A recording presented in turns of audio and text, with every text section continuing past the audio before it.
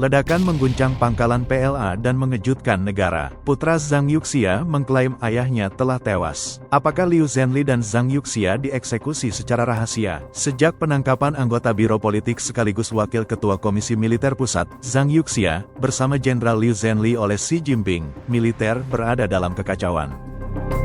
Tidak hanya terjadi aktivitas militer yang tidak biasa dan ledakan aneh, sebagaimana yang kami laporkan dalam pembaruan sebelumnya, sebuah ledakan terjadi di fasilitas militer China di Zibo, Shandong pada tanggal 21 Februari yang mengirimkan gelombang kejut melalui opini publik. Satu sumber mengungkapkan bahwa insiden ini terkait dengan meningkatnya ketidakpuasan terhadap Xi di dalam militer. Pada saat yang sama, 3 versi peristiwa yang bertentangan seputar Zhang Yuxia telah beredar. Satu sumber di Beijing yang disampaikan oleh pengusaha yang berbasis di AS, Huaren, pada tanggal 22 Februari mengatakan Zhang Yuxia dalam kondisi kritis dan bertahan hidup dengan bantuan infus. Versi lain mengklaim dia meninggal dalam kondisi misterius di fasilitas interogasi yang dikelola oleh Kementerian Keamanan Publik. Pada tanggal 22 Februari komentator Lao Dong mengungkapkan dalam program medianya, mengutip pengungkapan mendesak dari orang dalam di militer PKC, bahwa Zhang Yuxia dan Liu Zhenli ditangkap di sekolah partai pusat pada tanggal 20 Januari tahun 2026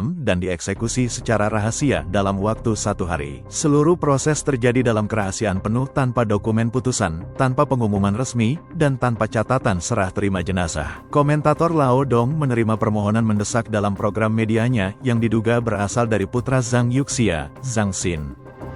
Surat tersebut menyatakan bahwa ayahnya meninggal selama interogasi di pangkalan interogasi Kementerian Keamanan Publik dan menuntut agar otoritas PKC menyelidiki kebenaran secara menyeluruh, mengizinkan keluarga untuk mengambil jenazah, dan menangani pengaturan pemakaman. Surat itu mencatat bahwa setelah Zhang Yuxia dibawa pergi, dia tetap dalam isolasi. Zhang Xin menekankan aspek-aspek yang tidak rasional dari proses tersebut. Zhang Yuxia selalu dalam kesehatan yang prima, masih bekerja secara normal sebelum penangkapannya, dan dalam semangat yang baik. Namun, dia tiba-tiba meninggal dalam tahanan tanpa pengumuman resmi PKC, tanpa catatan medis, dan tanpa kehadiran keluarga. Dia mempertanyakan apakah ini penyakit mendadak, kecelakaan mendadak, atau penyebab kematian lainnya. Pada tanggal 21 Februari, sebuah ledakan dilaporkan terjadi di fasilitas terkait militer di Zibo, Shandong. Sebuah video yang beredar di X menunjukkan kolom asap besar membubung dari area yang digambarkan terkait dengan militer. Meskipun tidak ada konfirmasi resmi,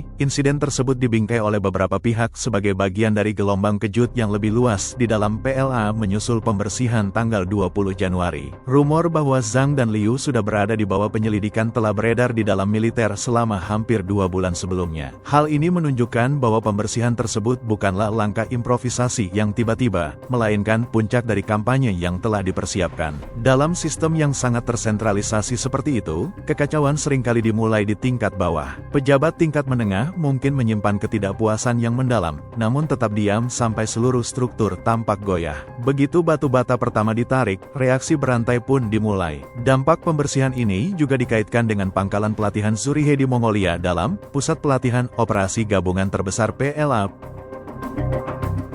Pada tanggal 1 Oktober tahun 2025, Sankei Shimbun Jepang melaporkan bahwa pangkalan tersebut telah membangun replika bangunan utama Taiwan, termasuk kantor kepresidenan, simulasi Kementerian Luar Negeri, dan kompleks legislatif tiruan yang dihubungkan oleh terowongan bawah tanah yang dimaksudkan untuk latihan yang bertujuan merebut situs komando pusat di Taipei. Zhang Yuxia dikatakan sangat terlibat di sana, mengarahkan pengembangan platform pengintaian multidimensi, mengusulkan integrasi data latihan, dan secara pribadi mengawasi tes penerimaan operasional.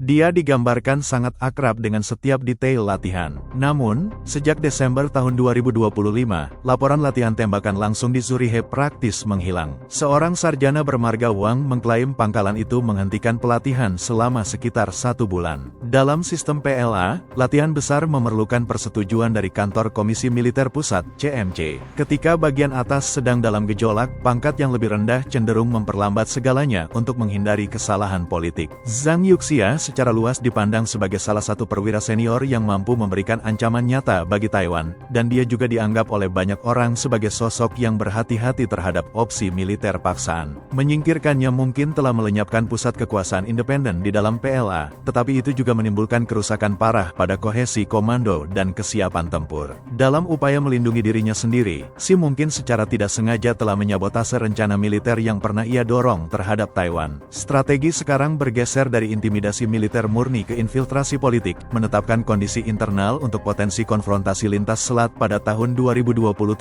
atau 2028. Namun dampaknya adalah retaknya loyalitas yang semakin lebar di dalam PLA, sistem yang dipertahankan oleh pembersihan dan ketakutan tidak dapat tetap stabil untuk waktu lama. Bahkan jika Xi dapat membangun kembali struktur kepemimpinan militer pada akhir tahun 2026, seperti yang disarankan beberapa orang, sumber kebencian di dalam pasukan tidak hilang. Mereka terakumulasi di bawah kecemasan dan paranoia yang meningkat. Kemungkinan pengambilan keputusan ekstrim meningkat, dan semua tanda menunjukkan satu kesimpulan: Xi tidak akan bisa menaklukkan Taiwan. Seorang pemimpin yang semakin dianggap bertindak dalam keadaan hilang kendali tidak dapat meyakinkan militer dan tidak dapat meyakinkan dunia. Dia tidak lagi memiliki kemampuan untuk menipu orang lain.